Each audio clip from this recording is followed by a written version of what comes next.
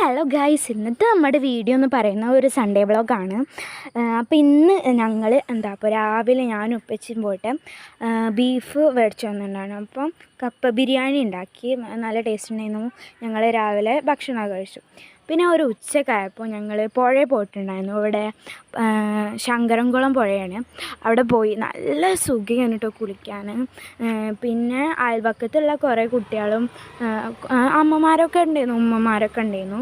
അപ്പോൾ ഞങ്ങൾ കുറേ കുട്ടികളുണ്ടായിരുന്നു. അപ്പോൾ ഞങ്ങളെല്ലാവരും പാമ്പിനെ കണ്ടു.